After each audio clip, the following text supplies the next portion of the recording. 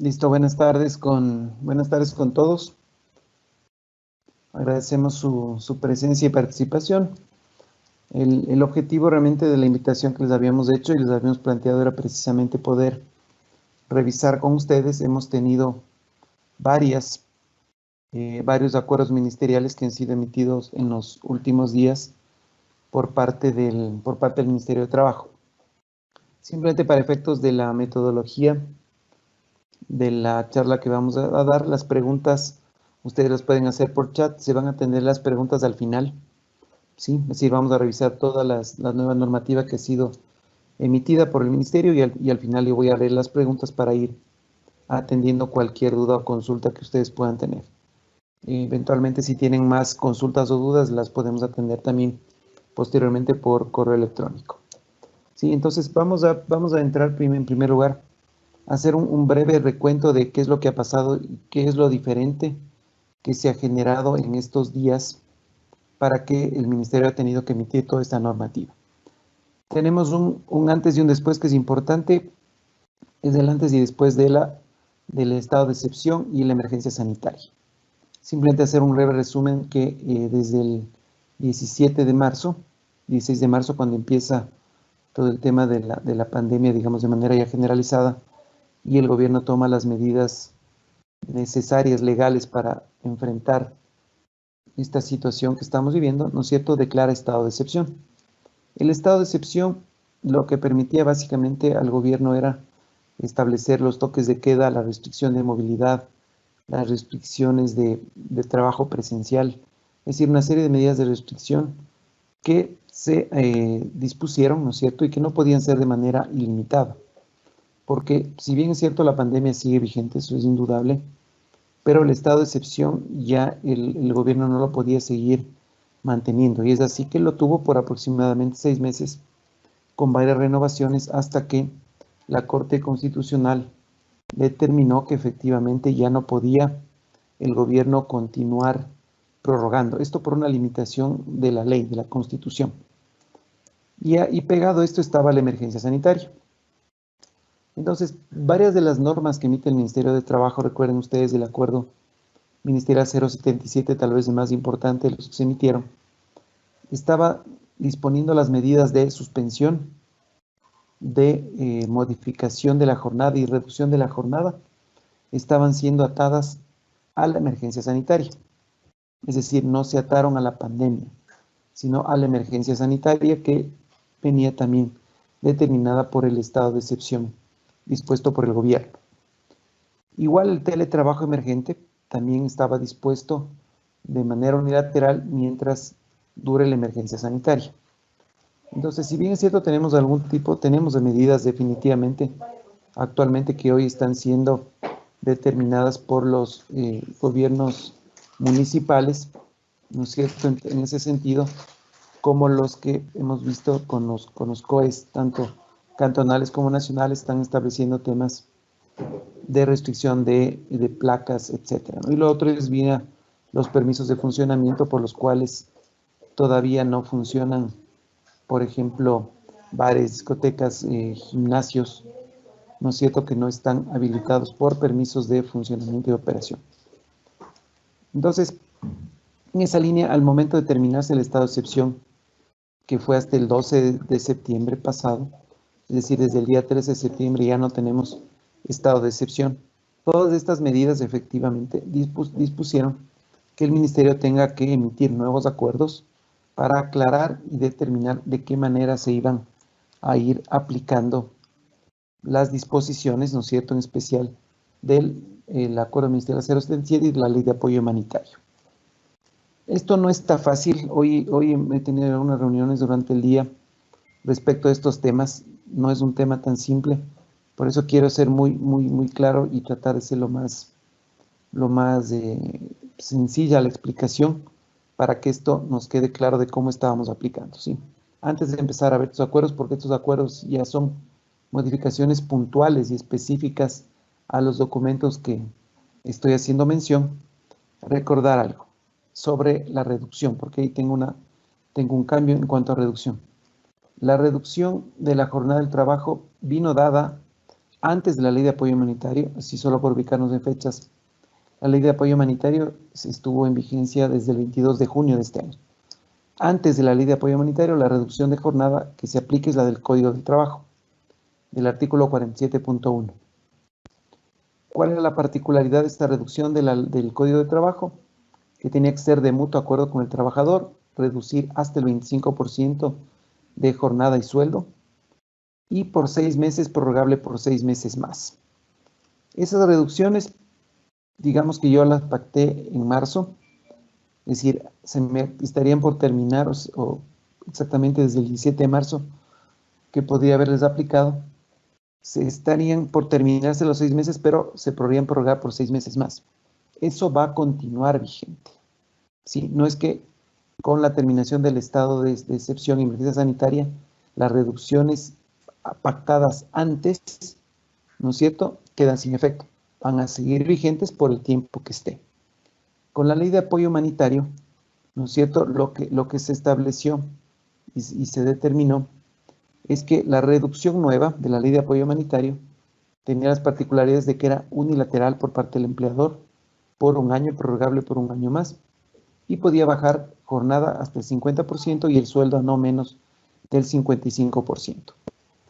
Si yo hice esta migración de la reducción del código a la reducción de la ley de apoyo humanitario, digamos que desde julio de este año o agosto de este año, ¿eso va a seguir vigente por un año? Va a seguir vigente por un año y por un año más va a seguir vigente. Entonces, esas reducciones que yo he establecido antes siguen vigentes. ¿Qué es lo que no puedo hacer ahora ya, pasado el 12 de septiembre con la terminación del estado de excepción? Ya no puedo disponer nuevas reducciones con fechas posteriores al 12 de septiembre. Pero si hice una reducción el 11 de septiembre por la ley de apoyo humanitario, esa va a durar 2 años. Lo que no puedo hacer es reducciones posteriores, o sea, iniciar reducciones después del 12 de septiembre. Pero las que se plantearon antes siguen vigentes. Eso quiero que estemos muy claros en esa línea. ¿Qué pasó también con la suspensión? La suspensión era, trabajador no cumple ninguna labor, se le paga el sueldo completo y debe recuperar horas. La suspensión de la jornada, como les acabo de explicar, está atada a la emergencia sanitaria. Esto quiere decir que terminada la emergencia sanitaria, a partir del 13 de septiembre los trabajadores ya no pueden estar en suspensión. Si la figura suspensión ya no existe. Ya les vamos a explicar qué alternativas podemos tener, pero el efecto inmediato actual es que al no haber suspensión los trabajadores tienen que reintegrarse a sus labores. ¿Sí? Porque lo otro sería un permiso remunerado, es decir, no trabajas, te pago, pero no me debes horas, porque el efecto de la suspensión es me debes horas. Entonces, si no tengo ese efecto o figura suspensión, le puedo dar permiso, sí, pagado, sí, ¿no es cierto? No puedo tener un permiso no remunerado o una licencia sin sueldo, y vamos a ver qué alternativas les podemos plantear sobre ese tema para aplicar, pero el efecto es que la suspensión también termina. ¿Qué también pasa? El teletrabajo emergente, que era unilateral del empleador, también se termina, ¿sí? Porque también estaba atado a la emergencia sanitaria, es decir, ya no podrían estar esas personas en teletrabajo.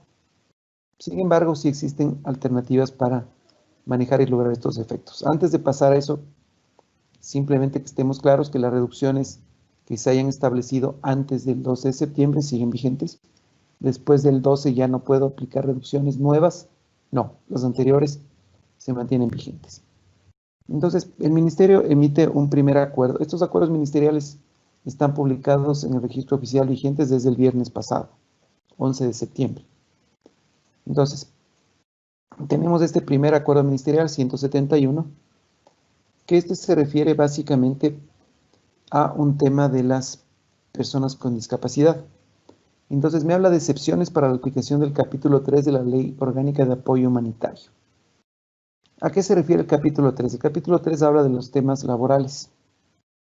Y en el capítulo 3 están los acuerdos de preservación del empleo. Estos acuerdos, en algún momento sí les habíamos comentado que creemos que son una buena herramienta, que posiblemente al inicio no veíamos tal vez la utilidad de los mismos, tanta utilidad, porque sí, estos acuerdos lo que señalan es que entre empleador y trabajador se pueden acordar modificar las condiciones económicas de la relación laboral. Entonces decíamos, eso puede ser mucho o nada. Entonces, sí hemos visto efectivamente qué podemos aplicar. Entonces, aplicación práctica de estos acuerdos de preservación de empleos, uno primero, y dice la misma ley, que bajo estos acuerdos que se firmen con los trabajadores, nadie puede ganar menos del salario básico por jornada completa. ¿Esto qué quiere decir? Que si tengo un trabajador que gana $1000 hoy, yo puedo acordar con esta persona bajar su sueldo a no menos de 400, es decir, puedo bajarle a 600, a 500, a 700, pero no a menos de 400 en jornada completa. Sí, es decir, trabaja el mismo tiempo completo, pero te bajo el sueldo. Eso se puede hacer a través de estos acuerdos. ¿Y esto por qué les menciono? Porque efectivamente lo que el ministerio ha señalado es una excepción al artículo 16 que habla precisamente de estos acuerdos de preservación del empleo. Estos que acabamos de ver. ¿Y qué es lo que dice? El empleador no podrá suscribir acuerdos que disminuyan la remuneración que perciba, ¿sí? Por jornada laboral ordinaria, que sería la completa o parcial, ¿no es cierto?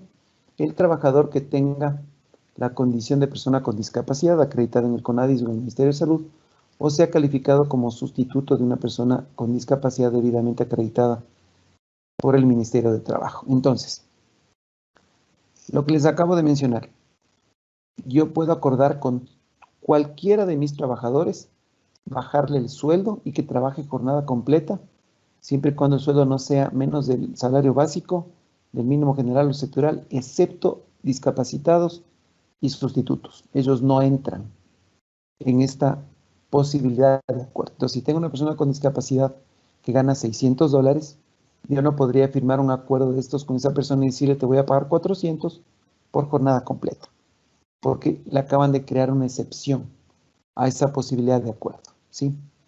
¿Qué sí puedo hacer con las personas con discapacidad? En el mismo ejemplo, tengo una persona con discapacidad que gana $600, no le puedo bajar por jornada completa, pero si le bajo la jornada, sí le puedo aplicar un valor proporcionalmente menor. ¿A qué me refiero? Que si le digo te voy a bajar el 20% de tu jornada, ¿no es cierto? Es decir, que en lugar de que trabaje 8 horas diarias, ¿no es cierto? Trabajaría 6.5, digamos. Esas horas yo le puedo ajustar el sueldo en función de esa proporción, ¿sí? Lo que está prohibido es que por las mismas horas, jornada completa de 40 horas, gane menos de lo que está ganando ahorita.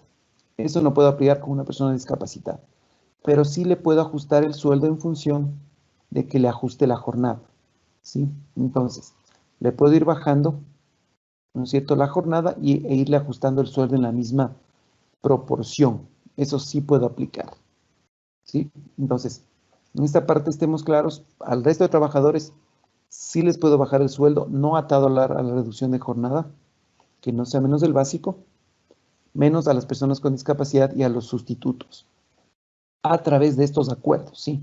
Ahorita estamos hablando exclusivamente de los acuerdos de preservación de empleos, que efectivamente es lo que nos permite, como les decía anteriormente, bajar sueldos. Y esto, les comento, hemos aplicado en algunas empresas donde hemos visto, por ejemplo, casos vendedores en los cuales podían tener una base de sueldo fijo muy alta. Les bajamos la base fija, que sea de 800 a 400, a 500, y el resto por comisiones, tal vez ajustando la tabla de comisiones. Eso con estos acuerdos sí se puede hacer. Es decir, ustedes sí pueden bajar el sueldo sin bajar la jornada a través de estos acuerdos. Ojo, excepto con personas con discapacidad, ¿sí? Y este mismo acuerdo ministerial 172 que estamos viendo ahorita, también me dice una excepción al artículo 20. El artículo 20 habla de la reducción de la jornada. Reducción de jornada unilateral del empleador al trabajador, de bajarle hasta el 50% de la jornada y al 55% del sueldo, excepto.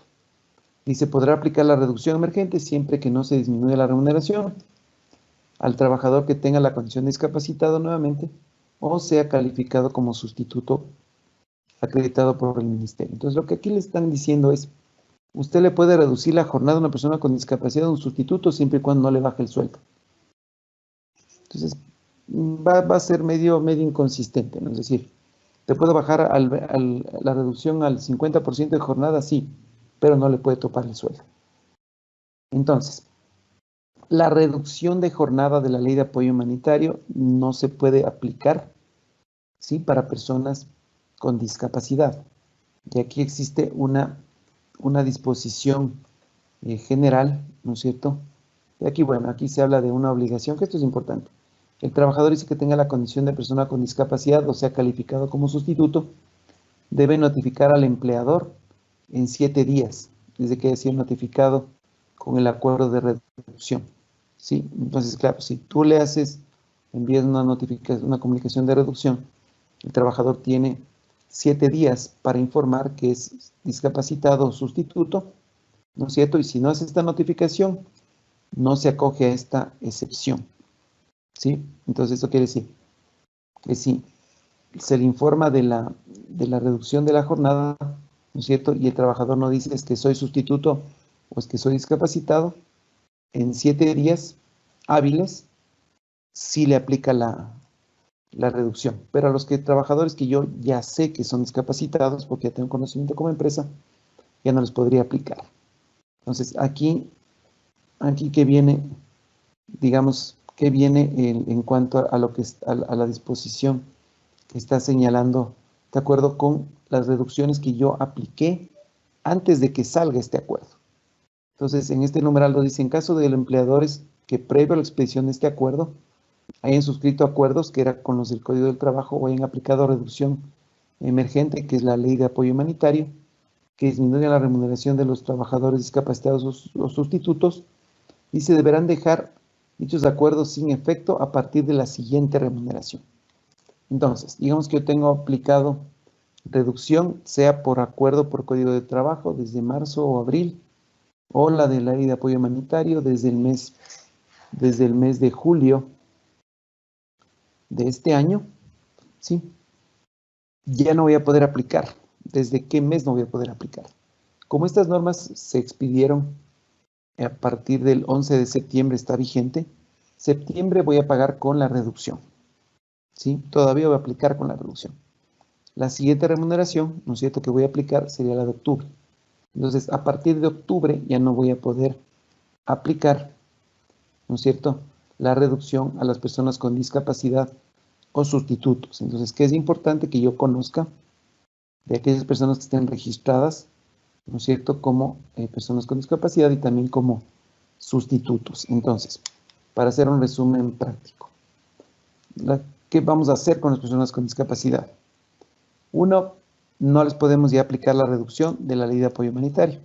Entonces, digamos que yo haya acordado bajarles el tope, ¿sí? El tope de la reducción, es decir, al 50% de jornada y sueldo están con el 55% de su sueldo a este momento. Septiembre voy a pagar en base a esa reducción, octubre ya no.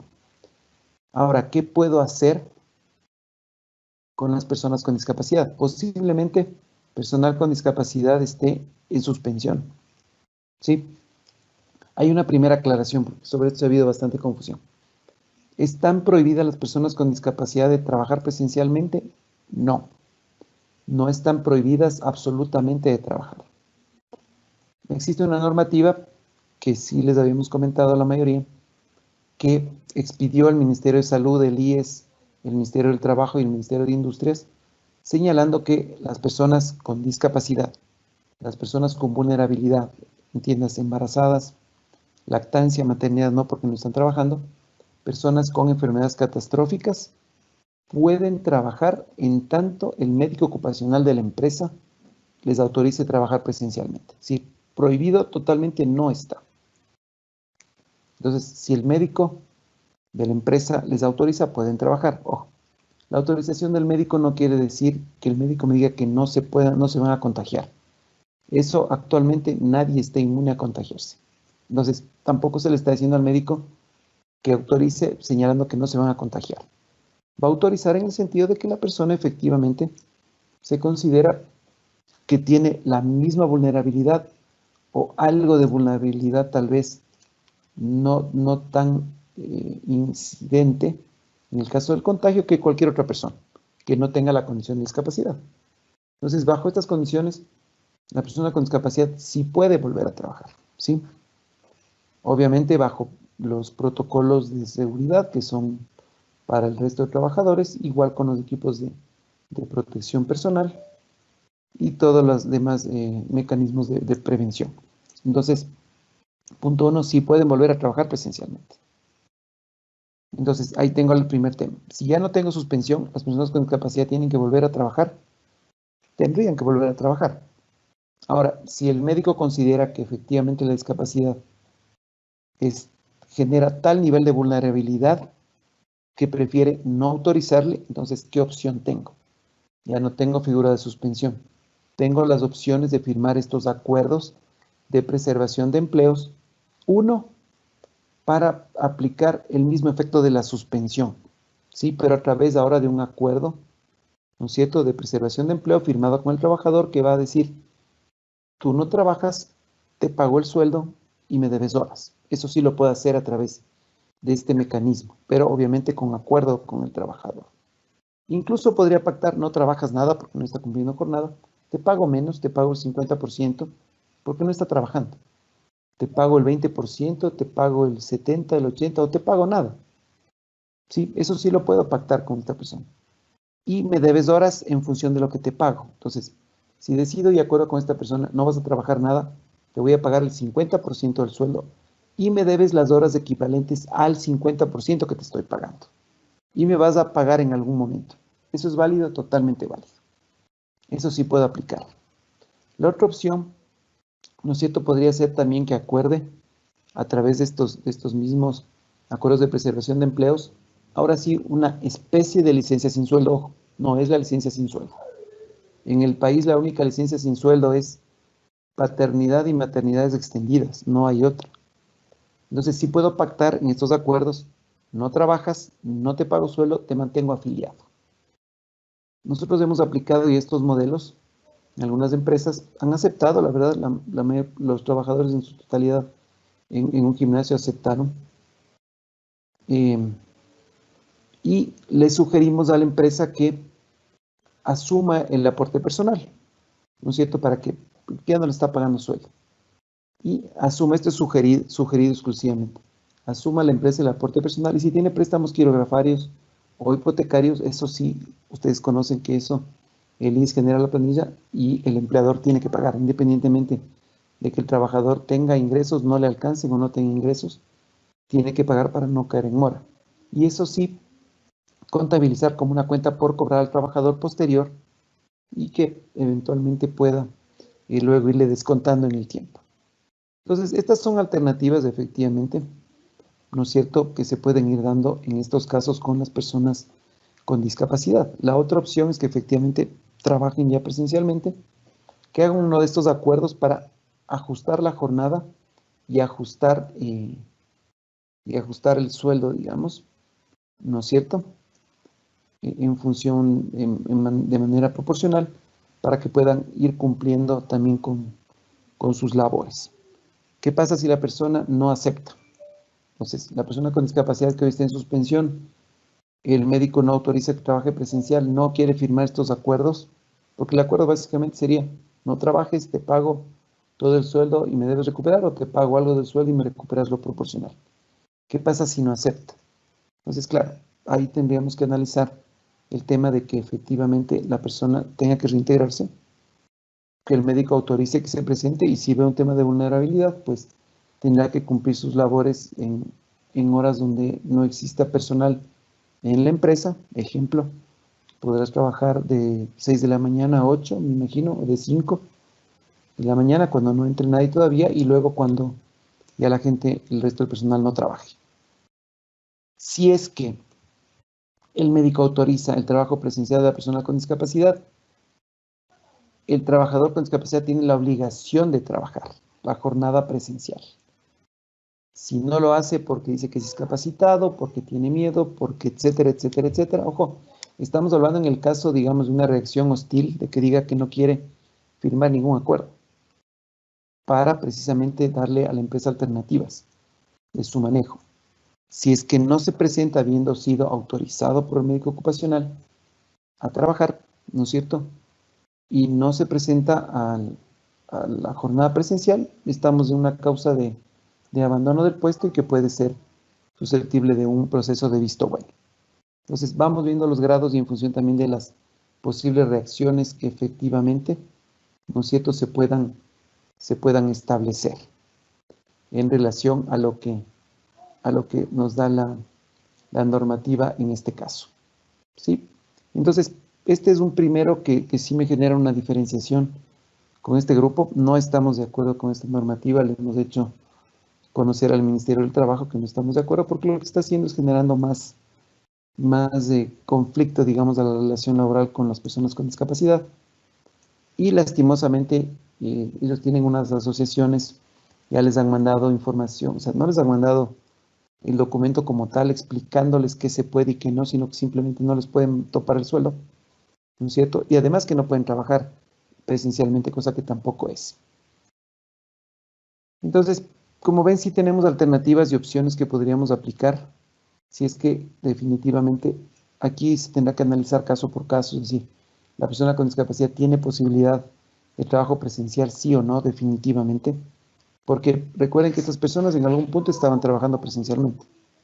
Hoy tenemos una situación de riesgo, digamos, con la pandemia, pero que también tendrá que ser analizado en cada uno de los casos que se vayan presentando.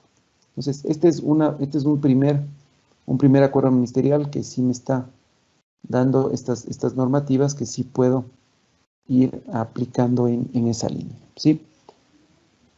En esa línea también vamos a ver el acuerdo ministerial, el 181, ¿sí? Que esto también va, digamos, en la línea con la ley de apoyo humanitario. Y aquí me está hablando de la aplicación del teletrabajo, ¿sí?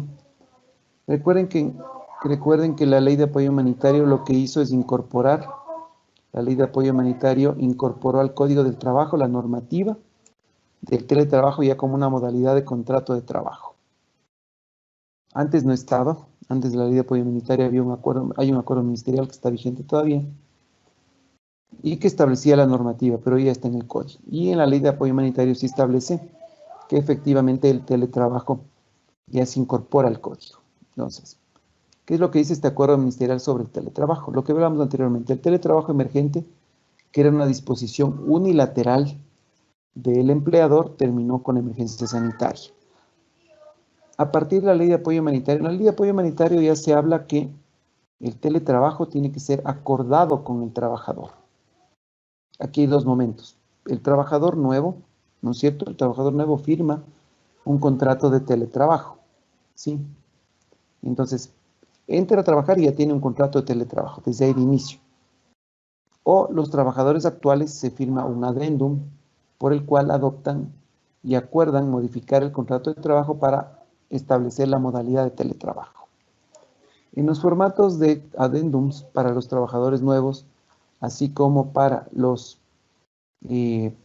trabajadores nuevos que están ingresando, ¿no es cierto?, a la empresa a trabajar, sí hemos planteado, ¿no es cierto?, la posibilidad de dejar abierta la posibilidad de que el empleador establezca el teletrabajo de manera total, de manera parcial, o que vaya a presencial y esto se pueda ir alternando, ¿sí? Es decir, como una especie de jornada rotativa.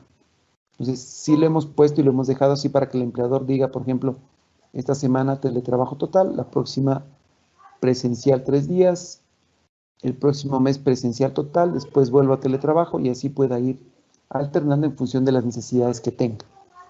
Eso lo hemos planteado en los adendums para que el empleador tenga esa potestad. Entonces, si yo tengo adendum de teletrabajo, mi teletrabajo va a durar el tiempo que el empleador considere. Si no tengo adendum de teletrabajo, el teletrabajo se me terminó el 13 de septiembre. ¿Sí? Entonces, dentro de las generalidades en este acuerdo ministerial, se está señalando que el teletrabajo no afecta ni altera las condiciones esenciales de la relación laboral. ¿Esto a qué se refiere? Este no es un contrato que arranca de cero, no es que se pueden poner cambiar los sueldos, no se pueden hacer otro tipo de ajustes como cargos, es decir, en esa línea se mantienen las condiciones esenciales. ¿Cuáles son las condiciones esenciales? Estabilidad, remuneración, cargo. Sí, eso no se modifica por ninguna manera. Aquí también dice que el empleador puede optar por esta modalidad en cualquier momento de la relación laboral, según la necesidad del negocio y o la actividad. Entonces, esto refuerza lo que hablamos anteriormente, es decir, que se puede optar en ese sentido, ¿no es cierto?, para aplicar este tipo de modalidad, pero ojo, siempre tengo que llegar a un acuerdo con el trabajador para aplicar el esquema. Es decir, no es unilateral. Sí, aquí también hablo que puede aplicarse en jornada completa o parcial. Sí, porque yo puedo tener trabajadores de jornada parcial que trabajan 6 horas, que trabajan 4 horas, y también pueden entrar a teletrabajo. Sí, pueden entrar a teletrabajo. Sí, dice, debiendo respetarse la jornada vigente, ¿no es cierto?, los límites de la jornada máxima, los días de descanso. Esto es importante, y el pago de horas extraordinarias y suplementarias. Días de descanso es importante porque si yo, como ustedes ven, no afecta las condiciones esenciales. Si yo fui contratado para una jornada ordinaria completa de 40 horas semanales, implica 5 días de trabajo a la semana. En teletrabajo tengo 5 días de trabajo a la semana. Entonces, si tengo requerimientos en teletrabajo sábados o domingos, voy a entrar en un tema de horas extraordinarias del 100%. Me va a tocar pagar. ¿Sí? El esquema de teletrabajo no implica trabajar 7 días a la semana, 24 horas. ¿Sí? Mantiene las mismas condiciones, del mismo tiempo, digamos, de trabajo y los mismos días de trabajo en cuanto a esa línea. Esta es una parte muy importante. Es súper importante esta parte.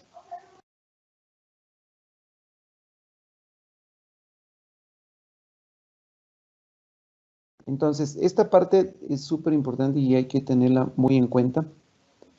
El Código del Trabajo, esto lo ha establecido siempre, en general, para todos los trabajadores. La obligación de proveer los equipos, herramientas, ¿no es cierto?, instrumentos, insumos para el desarrollo del trabajo en general.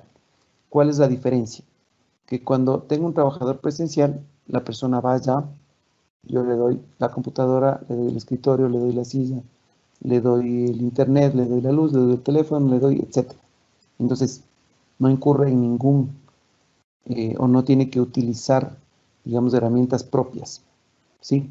En teletrabajo se mantiene la misma obligación. O sea, la ley no establece una excepcionalidad de que la persona en teletrabajo deba usar sus equipos, sus herramientas o sus instrumentos, ¿sí? Entonces, efectivamente, tiene que el empleador proveerle todo esto, ¿sí? Entonces, en esta línea sí estamos hablando, sí estamos estableciendo efectivamente. Tiene que establecer y tiene que entregarle todos estos temas, ¿sí? Entonces, ¿de qué estamos hablando? Del computador, me parece que es indudable que se le tiene que entregar al trabajador. No va a ser posible tampoco el hecho de que le decimos al trabajador que le compramos una computadora y le vamos descontando del sueldo las cuotas, digamos, o le diferimos del pago de la computadora a cuotas. Ojo, es mi obligación como empleador proveer los equipos al trabajador, ¿sí? Entonces, y aquí tengo además otro tema. El tema de los equipos es bastante claro, evidente, pero el tema de insumos, ¿cuáles son los insumos mínimos que debe tener el trabajador para poder cumplir con su teletrabajo? Uno, un tema de internet. Eso es indispensable que efectivamente cuente con esto. Y además, digamos, el tema de electricidad, que es un insumo también indispensable, que va a necesitar tener para poder cumplir con este trabajo. Sobre esto les hemos dado una recomendación que me parece que es totalmente práctica, como es el tema de pagar una compensación para teletrabajo, que es lo que establece el acuerdo ministerial del año 2016, ¿sí?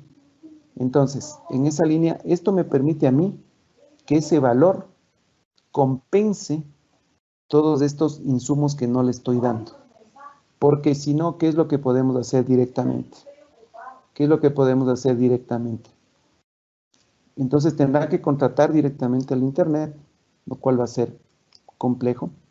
El tema de la luz va a ser imposible llegar a determinar para ver qué qué es lo que se puede efectivamente discriminar, cuánto es lo que usa la persona para su consumo personal, para pasearse por las redes o hacer nada, y qué es lo que realmente sí está usando para trabajar, ¿no es cierto? Entonces, es preferible en el adendum del contrato para pasar a teletrabajo señalar que tanto el empleador como el trabajador acuerdan establecer un monto de compensación por teletrabajo. Este valor no está normado, no hay un valor mínimo. Hemos visto esquemas que van desde $20 hasta $100. Esto ya dependerá de cada caso.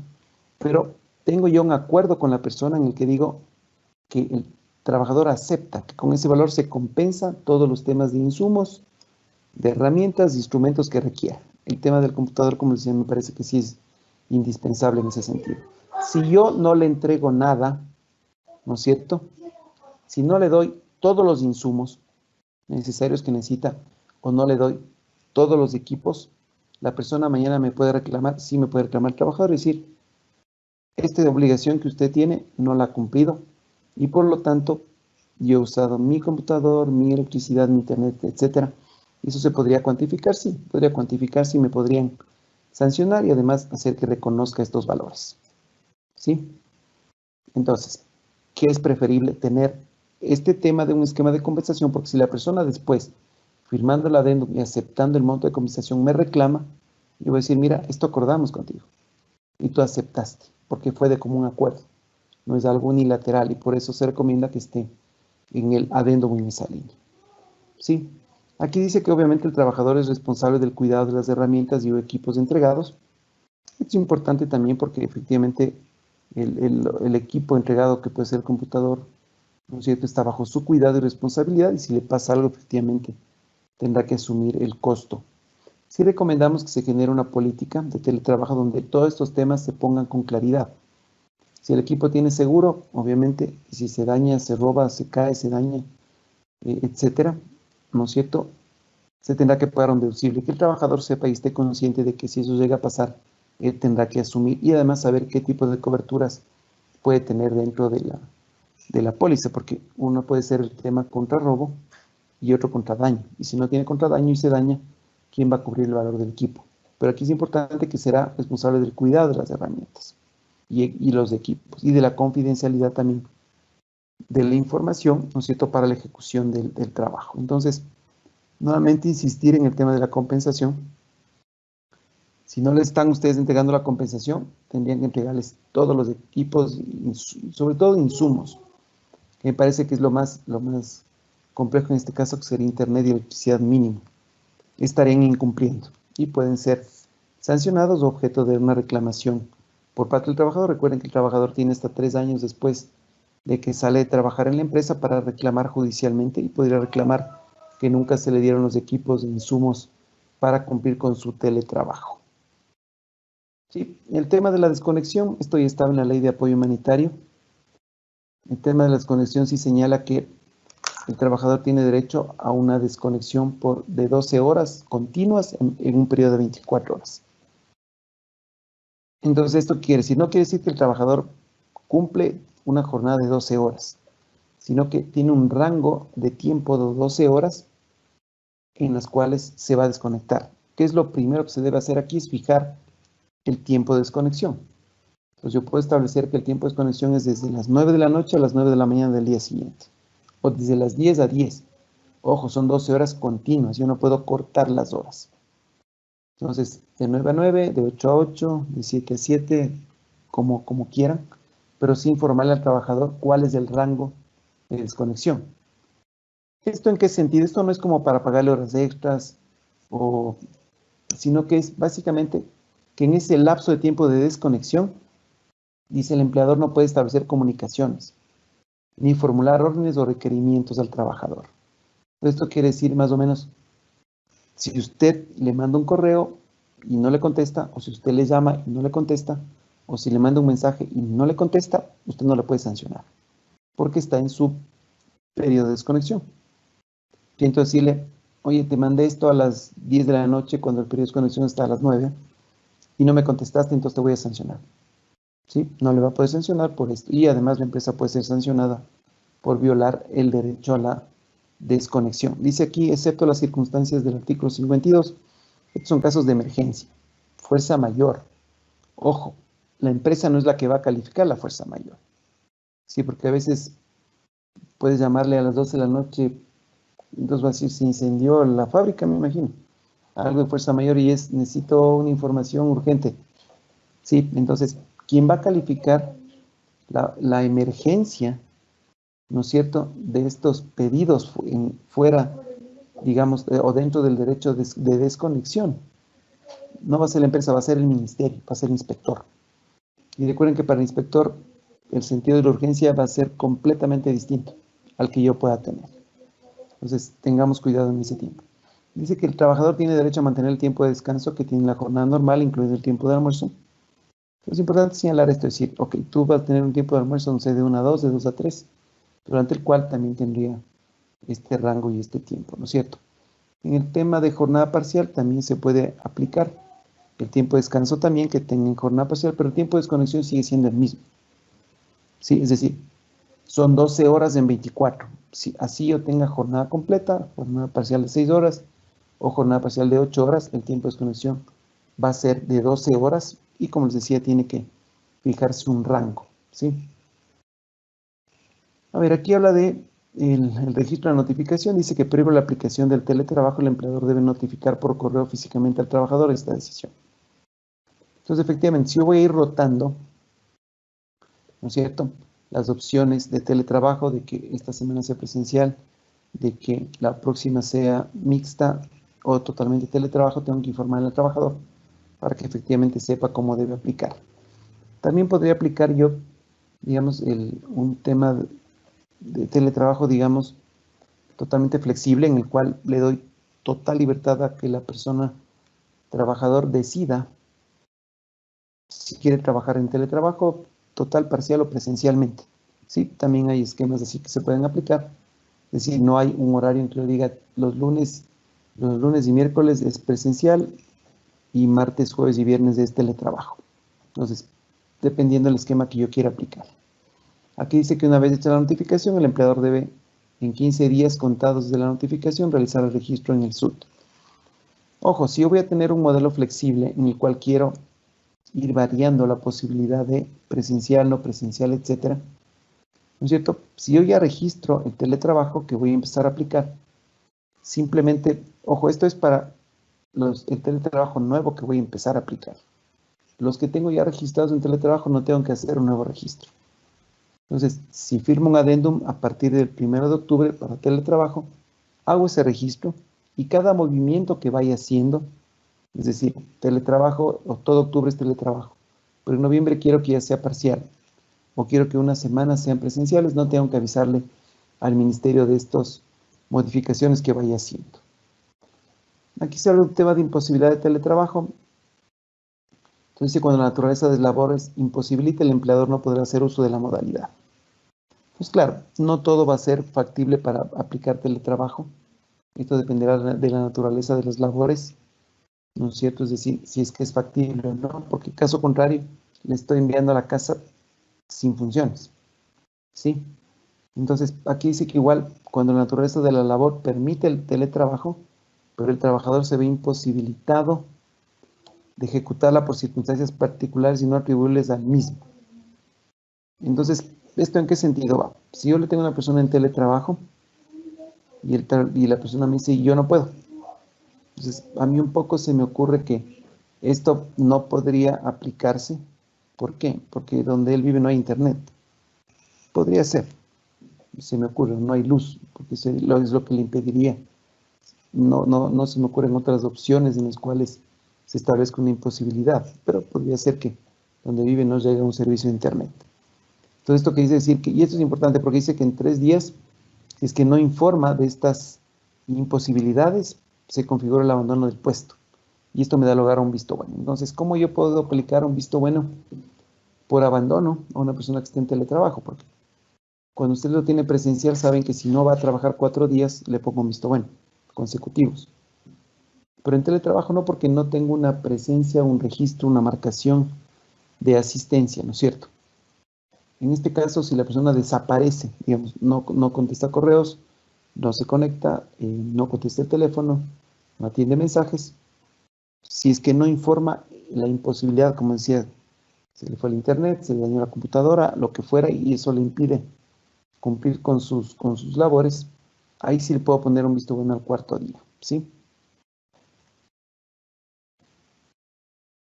Tenemos un tema de reversibilidad. Esto es un poco cuando yo tengo un contrato en el que efectivamente se establece que la persona va a ir en teletrabajo directo, digamos, ¿sí? Entonces dice, el teletrabajo que hubiera pasado a modalidad de teletrabajo podrá volver presencial, ¿no es cierto? Excepto, dice, si el contrato de trabajo se modificó permanentemente.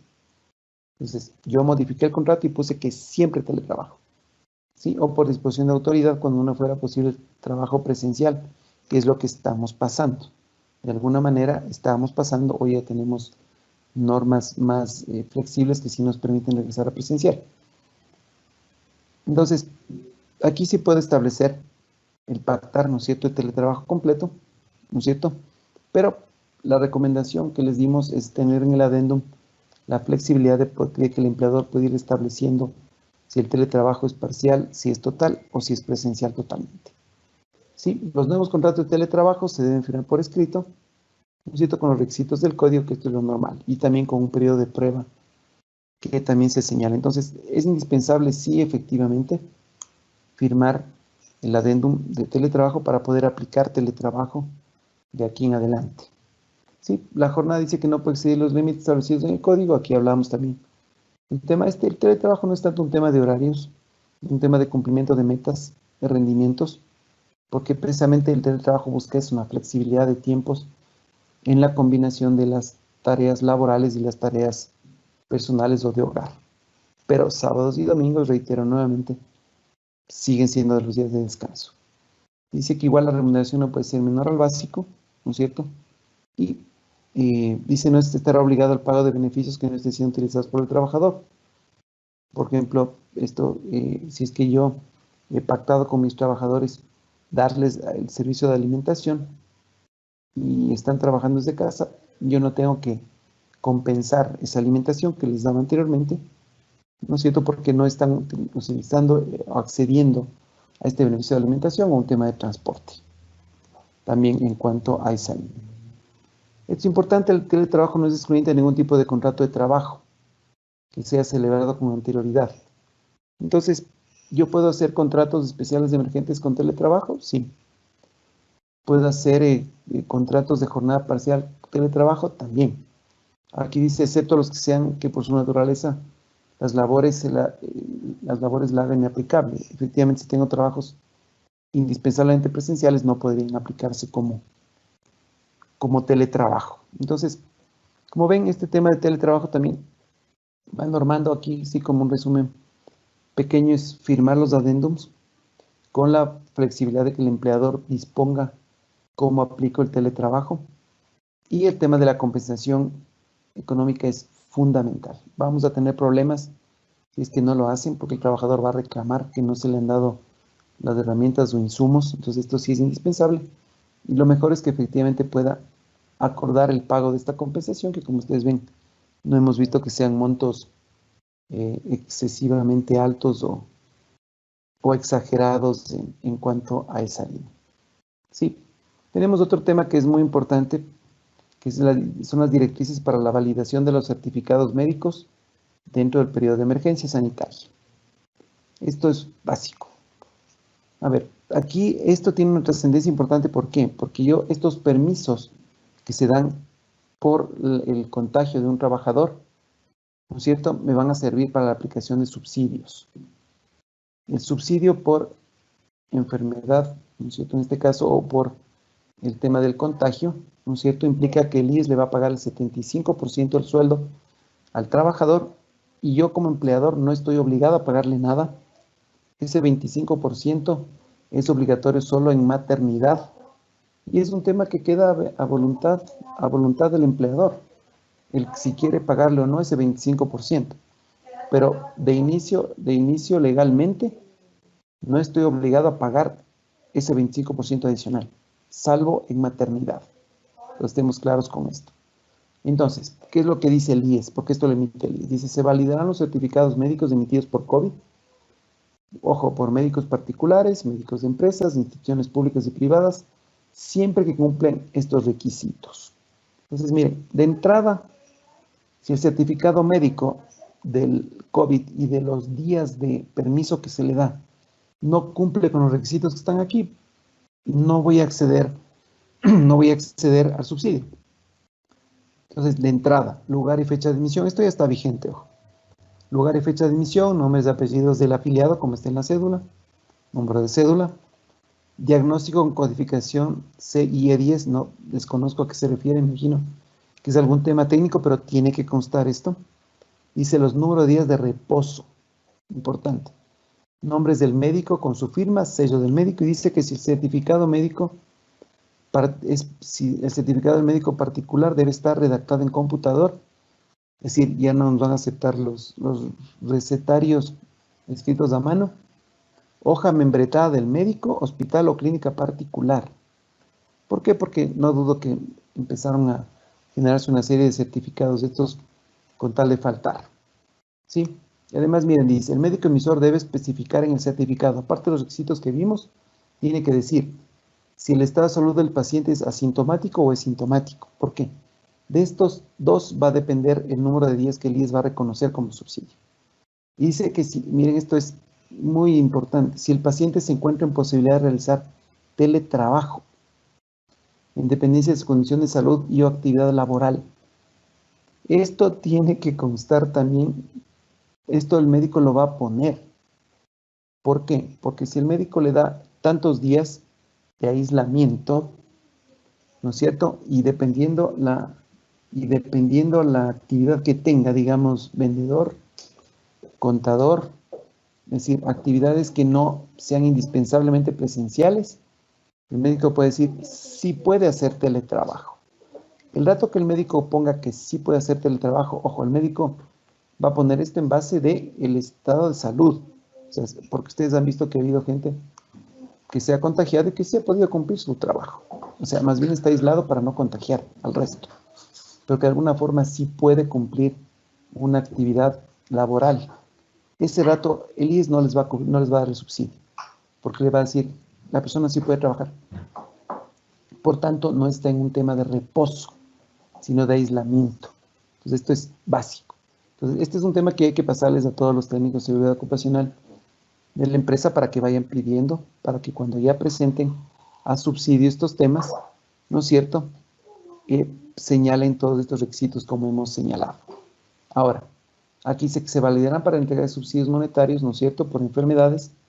Dice también certificados de pacientes sospechosos, probables o confirmados, ¿sí?, que se encuentren sintomáticos y que por su condición no puedan realizar teletrabajo. Entonces aquí viene la clave de esto. ¿En qué casos del IES sí me va a pagar el subsidio? ¿Sí?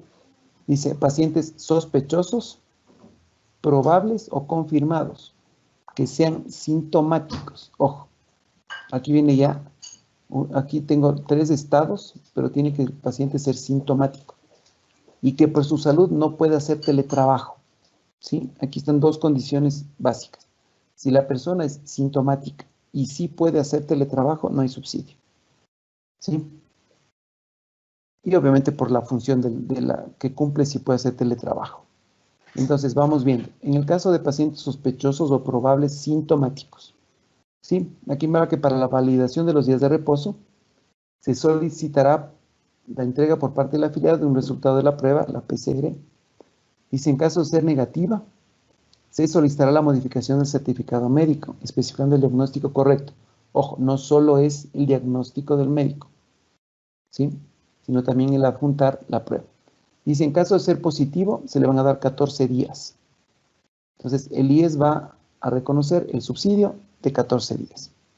Dice, cuando tenga confirmados sintomáticos, se validarán los certificados emitidos con la prueba positiva por 14 días, pueden extenderse por 7 días más, con un nuevo certificado médico. ¿Qué le está diciendo el IES? Máximo 21 días va a reconocer. Si el médico le da 50 días, el IES va a reconocer 21 días.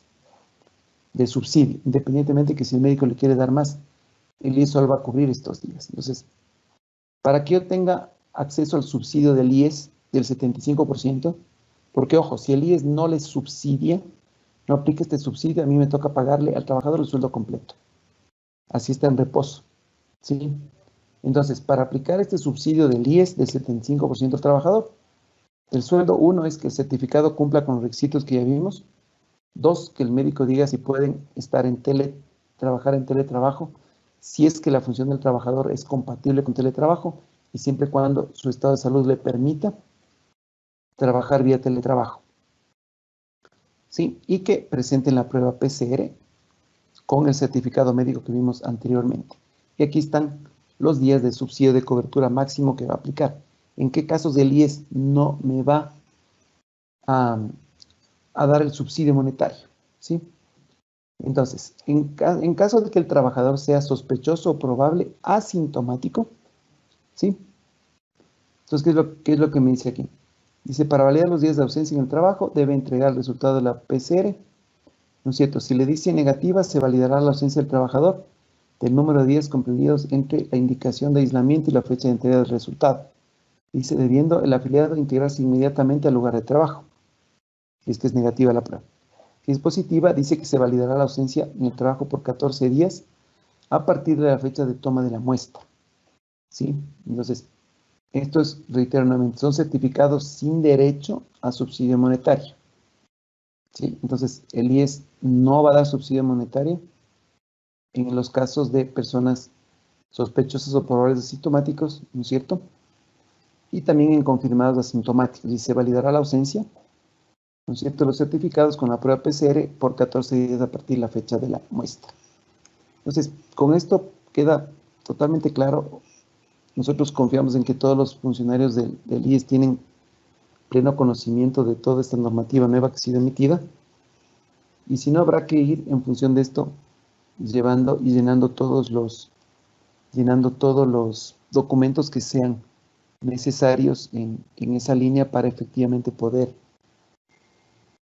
aplicar estas normativas. Tenemos adicionalmente un acuerdo ministerial adicional que es el 174, que ya lo vamos a proyectar este momento,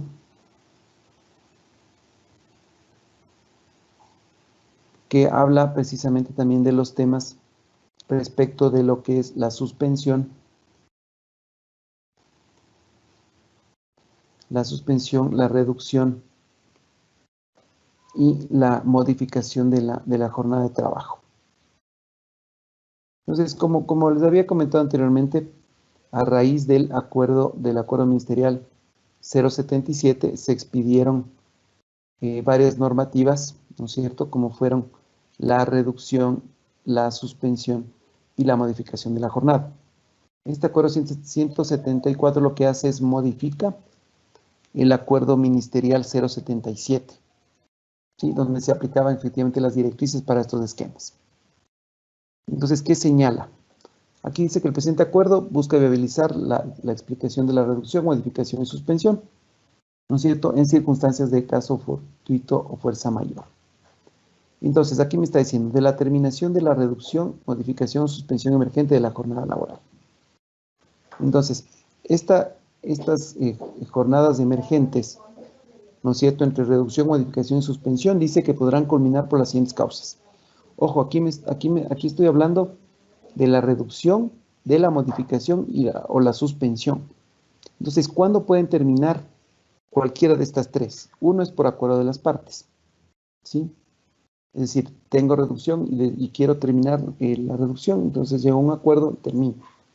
Es importante, dice, finalización de la vigencia de la reducción y o modificación emergente de la jornada. Lo que hablamos anteriormente. Esto lo que me está diciendo es que las reducciones pactadas antes van a continuar vigentes. Las del Código del Trabajo, por acuerdo con el trabajador, por 6 meses, prorrogable por 6 más. Entonces, si yo acordé esto en abril, estas van a estar vigentes hasta abril del próximo año. Y si apliqué la ley de apoyo humanitario, digamos desde agosto de este año, va a estar vigente o desde julio de este año hasta julio del 2022. Entonces, eso va a continuar vigente, ¿sí? Y dice, por finalización de la causal establecida en el artículo 60 del Código del Trabajo que justificó la suspensión emergente de la jornada laboral. Entonces, esto se refiere precisamente al tema de la fuerza mayor, el caso fortuito, y la imposibilidad del trabajador de cumplir su jornada, ¿sí? Por causas ajenas a su voluntad y a las de empleador. Entonces, esto habla solo de la suspensión. La suspensión definitivamente terminó la causal porque ya no tengo estado de excepción ni emergencia sanitaria. Entonces, esto lo que me está haciendo es ratificando que la suspensión efectivamente ya no va a ser vigente. Si la suspensión termina, porque ya no tengo la causal que me impedía efectivamente hacer el trabajo de manera presencial. Entonces, la reducción, como ya les venía diciendo anteriormente, que fue pactada antes, seguirá vigente, tanto por código como ley de apoyo humanitario. Por acuerdo de las partes también podríamos terminarla, o por la finalización de la causal en el caso de la suspensión.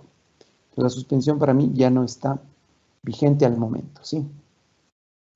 Aquí dice que la reducción, modificación o suspensión realizadas de conformidad con el acuerdo 080, conocido que reformó el 077, dice se mantendrán vigentes, salvo que culminen de conformidad con el artículo 9, que es lo que acabamos de ver. Entonces, todas estas van a seguir vigentes, la reducción, la modificación de la jornada también, y la suspensión es la única que definitivamente ya no va a poder ser, ya no va a poder seguir estando vigente en esa línea. Estos son los acuerdos ministeriales, como ustedes ven, que ha emitido el Ministerio del Trabajo en estos últimos días, efectivamente. Entonces, en base de esto, es todas estas normativas que, como ustedes ven, las hemos podido ir aplicando. Si ustedes tienen algún tipo de preguntas, las podríamos receptar a través de correo electrónico. Les pedimos que nos hagan llegar cualquier pregunta. Sí, entonces ustedes conocen ya nuestros correos. De todas maneras, si no, podrían enviarnos las preguntas al correo laboral@favara.es de Ecuador. Entonces, háganos llegar cualquier pregunta que ustedes puedan tener. Nosotros, como les he mencionado, contamos con estos formatos de documentos, efectivamente, estos acuerdos. El acuerdo, un primer formato de acuerdo que sí tenemos efectivamente y podemos aplicar es el para generar el mismo efecto de la suspensión. Es decir, como ya no puedo aplicar suspensión a partir del 13 de septiembre, las suspensiones anteriores se terminan, ¿no es cierto? Entonces, le aplicamos que la persona no trabaje, recibe el sueldo, que puede ser un porcentaje de ese sueldo, porque no está trabajando, y deba recuperar ese tiempo, digamos, efectivamente, ¿no es cierto? Deba recuperar ese tiempo. Eso sí lo podemos hacer vía un acuerdo de estos de preservación de empleo. También el efecto de, tú no vas a cumplir ninguna labor, no te voy a pagar nada, que sería una especie de licencia sin sueldo, pero a través del esquema de acuerdo de preservación de empleos, y te mantengo afiliado, que ese es el efecto, digamos, distinto de la licencia sin sueldo en maternidad y paternidad extendida, que es en el caso de que efectivamente se pida esta licencia sin sueldo, pero yo hago un aviso de salida del IES. En este caso no. Yo le mantendría afiliado, digamos, de alguna manera para tratar, digamos, de que tenga cobertura la persona. ¿Sí? Porque aquí no estamos en un punto en el cual la empresa va a despedir al trabajador por todos los costos, etcétera, que estos pueden representar, pero sí puedo aplicar, digamos, en esa línea este esquema a través de este acuerdo de preservación de empleos. Lo que también puedo acordar con las personas con discapacidad, ¿no es cierto?, es que acuerde que cumplan una jornada menor, ¿no es cierto?, o que no trabajen definitivamente y les pague un valor menor de su sueldo, porque lo que está prohibido, digamos, en esta línea, ¿no es cierto?, es, está prohibido que la persona con discapacidad entre a una reducción. Eso es lo que no voy a poder aplicar, pero sí puedo aplicar que si no está trabajando, le pague algo o entre como esta especie, como les decía, de licencia sin sueldo. Sí, sí estamos con problemas con el sistema, no nos permite, es una falla técnica del servidor que no nos permite ahorita poder revisar preguntas. Por eso les señalaba que efectivamente más bien ustedes puedan enviarnos sus consultas a nuestros correos electrónicos. ¿Sí? Entonces, todos estos temas les vamos a ir contestando definitivamente en esa línea. Sí, entonces, simplemente para hacer un resumen del tema de lo que hemos visto al momento, vamos a ver, primero en cuanto a la suspensión.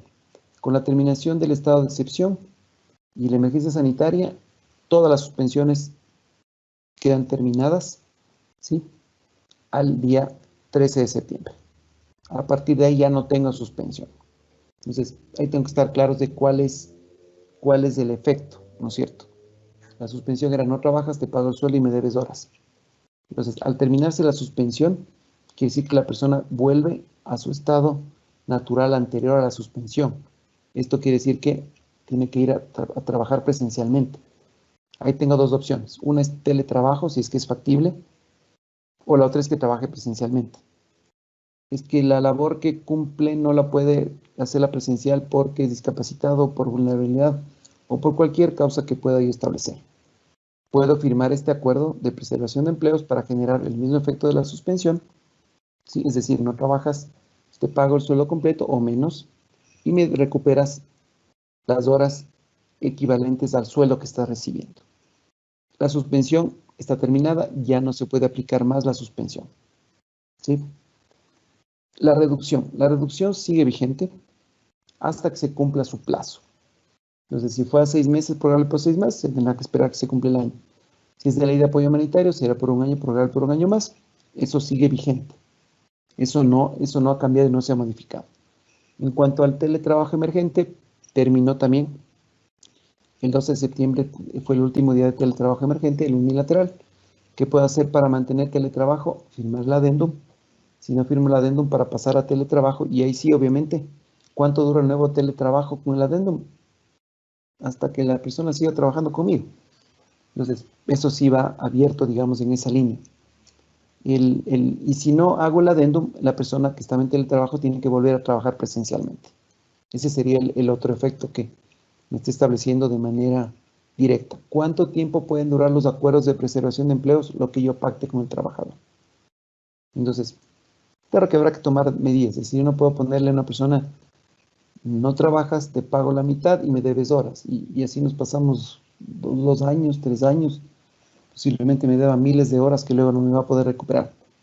Entonces tendrá que ir enfocado en esa línea para ver hasta dónde puedo aplicar esto de una manera práctica, ¿no es cierto?, en ese sentido, y analizar caso por caso qué es lo que realmente pueda yo aplicar y yo pueda establecer directamente. Entonces, sí tenemos alternativas. No es que la ley de apoyo humanitario ha quedado sin efecto, no, esa es una ley que está vigente. Las medidas que quedan sin efecto son exclusivamente la suspensión, el teletrabajo emergente, las reducciones que han sido determinadas antes de la terminación del estado de excepción siguen vigentes, ¿sí? Lo que no voy a poder es aplicar reducciones desde el 13 de septiembre en adelante, en esa línea. Y con las personas con discapacidad no les puedo aplicar reducción. Ya no les puedo aplicar reducción. Septiembre sí se aplicará la reducción. Desde octubre ya no. Pero puedo firmar un acuerdo de preservación de empleos para poder aplicar una jornada menor y por lo tanto un sueldo equivalente a las horas que va a trabajar en esa línea. Quería también topar un tema que sí nos está generando bastantes problemas. Es el tema del pago al IES sobre el valor del sueldo que efectivamente percibe el trabajador en reducción. Bien, y sobre esto tuvimos ya una reunión la semana anterior con el Ministerio del Trabajo y con el IES, con la subsecretaria de Empleo y la directora de afiliaciones del IES, precisamente por esto.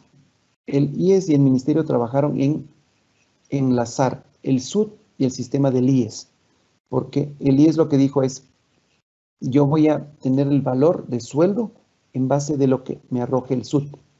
Entonces yo tenía que registrar en el SUT la reducción y el IES toma ese valor para generarme la planilla de aporte.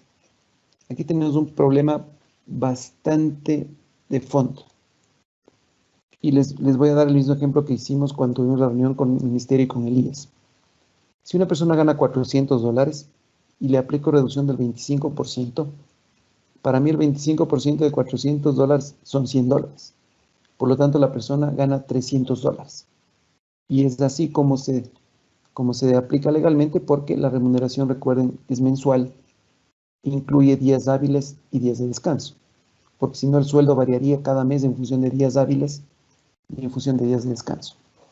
Entonces, el salario básico es $400 en todos los meses. 25% de 400, 300.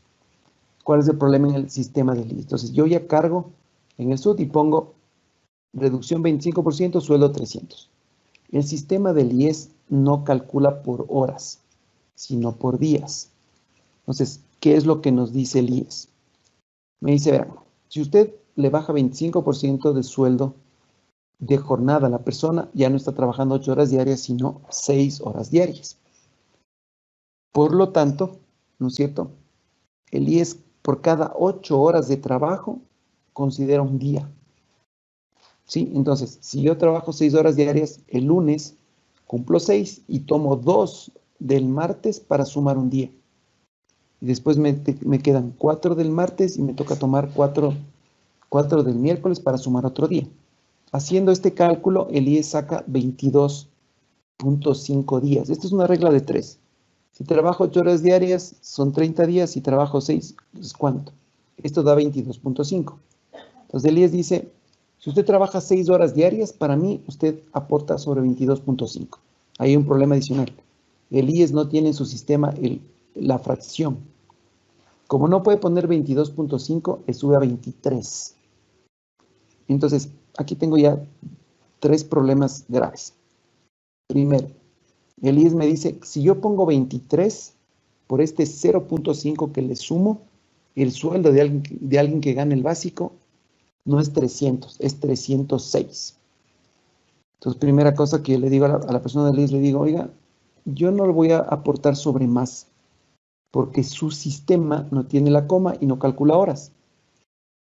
Entonces me dice, ese es el valor que el sistema del IES le arroja por trabajar 6 horas diarias. Entonces ya tengo un primer problema. Esto en el ejemplo más básico. Si la persona gana más, ya la diferencia no son $6, va a ir subiendo. Y esto, ojo, impacta al aporte personal y el patronal. Entonces, miren el grave problema. Si en mi sistema de nómina pongo sueldo 300, el aporte al IES tiene que ser sobre 306. Entonces, vamos a volverles locos a los sistemas de nómina. Segundo problema. Cuando le dijimos, ok, 23 días, ¿esto impacta subsidios y a prestaciones del trabajador? Me dijeron, no, eso no va a impactar, no va a afectar. De todas maneras, ya hicimos una consulta al IES a través de un gremio de los exportadores de flores. Hicimos una consulta diciéndole, esto pasa, usted me dice si esto impacta o no a las prestaciones de subsidios y préstamos y accesos que tenga la persona. Nos dijeron, no, ¿por qué? El componente de salud está cubierto, pero de todas maneras queremos tener la certeza. Tercer problema, para la jubilación por vejez, la persona que esté en esta reducción no va a sumar 30 días de aportes. O sea, no va a sumar el aporte de un mes, ¿no es cierto?, de 30 días, sino de 23. Es decir, va a perder 7 días por mes. Entonces, se va a demorar más en cuanto se me sumen los aportes de cuando llegue a cumplir la totalidad de aportaciones, porque el IES cuenta aportaciones de 30 días. De menos días, obviamente va a hacer que esto se difiera en el tiempo. Lastimosamente, la respuesta del IES, la reunión de la semana pasada fue, así es el sistema, no podemos cambiar, tenemos normativas internas que nos establecen y nos dicen esto. El Ministerio de Trabajo nos está apoyando totalmente en este tema. Nosotros consideramos que es ilegal lo que están queriendo hacer, porque si yo trabajo 6 horas diarias, tengo que contar 30 aportes, o sea, aportación de 30 días, no de menos. Y el hecho de que me cobren más por el aporte de lo que efectivamente estoy pagando, también está contra la misma ley de apoyo humanitario. Entonces, el Ministerio nos está apoyando. Esto se está escalando ya a nivel del ministro y del presidente del Consejo del IES para ver qué opciones podemos tener. Hoy por hoy, esa es la situación y realidad que tenemos. Esto el IES aparentemente va a empezar a aplicar desde las planillas de agosto, de septiembre. Entonces puede haber ahí esta distorsión. Sin perjuicio de que este mes y agosto hemos tenido una cantidad de problemas con el IES, porque está ajustando el sistema, porque aparece que el trabajador está cesante, porque el sueldo no le corresponde, porque le niegan los créditos, es decir, hay una inestabilidad grande en cuanto al sistema del IES en esta línea. Incluso tuvimos un caso de una trabajadora que es trabajadora juvenil y que no le quisieron cubrir el subsidio de maternidad, o sea, a pesar de tener las aportaciones completas, ¿no? O sea, no fue por un tema de no aportaciones, ¿sí? Entonces, en esa línea, efectivamente, sí, estamos con una cantidad de problemas por la inestabilidad del sistema. Tenemos otra reunión esta semana. Entonces, ahorita, ojo, y otra cosa, no es que ustedes van a ajustar el sistema del IES para poner el suelo sobre el cual va a aportar. En caso de reducción, el sistema del IES va a tomar del SUT el valor, pero en ese tomar el valor le está transformando con estos picos, digamos, de este 0.5 que le está sumando, que nos genera esta diferencia hoy por hoy de $6. Entonces, les vamos a ir informando. De ahí, de todas maneras, si tienen algún problema con el IES, hemos acordado con el IES de que les mandemos por mail todas las inconsistencias que tenemos, pero puntuales. O sea, dígame, en el caso del trabajador tal, aparece que su fecha de ingreso no fue hace 10 años, sino ayer. Mándennos por correo electrónico, mándenos una foto de lo que les dé el sistema, el número de cédula del trabajador, nombres de apellidos completos. Nosotros estamos mandando toda esta información directamente al IES, a la directora de afiliaciones, porque si vamos por vía regular, olvídense. Pero sí nos están ayudando. Entonces, si tienen este tipo de inconvenientes, mándenos para nosotros canalizarlos a través de este contacto que tenemos directamente. A ver, otro tema importante sobre la firma de los acuerdos de preservación de empleos. Sí, una de las condiciones de requisito es que la empresa debe presentar los estados financieros a sus trabajadores. Esa es una de las condiciones de validez que está en la ley de apoyo humanitario. Eso dice la ley. ¿Sí? Entonces, a ver, no quiere decir que se les entregue los balances a los trabajadores. Ojo, los balances son información pública que está en la superintendencia de compañías. ¿Sí? Una cosa es que el trabajador no sepa cómo encontrar esa información, pero uno entra a la página de la superintendencia y si logra y sabe buscar esto en el file de cada empresa, pues va a acceder. Pero aquí dice que se presente, que es lo que hemos recomendado. No una entrega como tal, sino una explicación en una reunión que puede ser a través de estos mecanismos o física presencial, donde se le explica a los trabajadores y les miren, señores, la realidad de la empresa, porque yo creo que aquí nadie está ocultando nada o se va a inventar algo distinto del impacto financiero, económico que ha tenido la pandemia. Y decir, miren, a septiembre del 2019 los ingresos eran tanto, las ventas eran tanto. A hoy, 2020, las ventas han bajado en tanto por ciento, los ingresos han bajado, las restricciones de venta, meses en que no se pudo abrir, no se vendió nada. Entonces, por lo tanto, y explicar eso. Con eso yo simplemente voy a intentar decirles, se les dio una charla explicativa de la situación financiera de la empresa. Con eso cubrimos. Ojo, esto tiene que ser antes. ¿Y esto por qué? Porque si yo estoy aplicando este tipo de medidas que hemos visto ahorita, de los acuerdos de preservación de empleos, son para eso, ¿no? Para preservar los empleos. Y de alguna manera explicar que la situación de la empresa no es normal, ¿sí? Que está viviendo por una etapa de crisis compleja, ¿no es cierto? Que efectivamente requiere hacer esto. Entonces, si cumplo con este paso previo, no tengo problema, ¿sí? No tengo problema en ese sentido de poder cumplir con la validez de estos acuerdos. Estos acuerdos hay que registrar en el SUT, sí hay que registrar en el SUT. Ahí les da un campo, ¿no es cierto? Porque como estos acuerdos pueden ser tan abiertos, por eso es que ahí no es que yo escojo qué tipo de acuerdo puse o sobre qué acordé, sino que aquí lo que yo sí puedo hacer, me da un espacio que me parece que entre 180 y 200 caracteres, y ahí puedo explicar y escribir en el SUT a qué se refiere el acuerdo y también ponerle un plazo. Este puede ser indefinido, es decir, aquí el plazo no hay un máximo de cuánto pueden durar estos acuerdos, en base de esta línea, ¿no es cierto? Pero podría durar lo que yo pacte con las personas. Sí, nuevamente les ofrecemos las disculpas por no poder atender preguntas, pero reitero nuevamente, estamos a las órdenes en cualquier consulta que ustedes quieran hacer a través del correo electrónico. Estamos a las órdenes. Si requieren los formatos, tenemos el adendum de teletrabajo, el contrato especial emergente, el contrato especial emergente a jornada parcial, contrato especial emergente con teletrabajo, estos acuerdos que acabamos de ver de preservación de empleos, ¿no es cierto?, para aplicar el efecto de suspensión o el efecto de licencia sin sueldo o cualquier otro acuerdo que ustedes consideren necesario que puedan necesitar y requerir. Les agradecemos su asistencia, esperamos que les haya sido de utilidad y como siempre estamos a las órdenes y gustoso de tenerles en nuestra selecta cartera de clientes. Espero que se encuentren bien en salud. Cuídense y un saludo afectuoso. Gracias.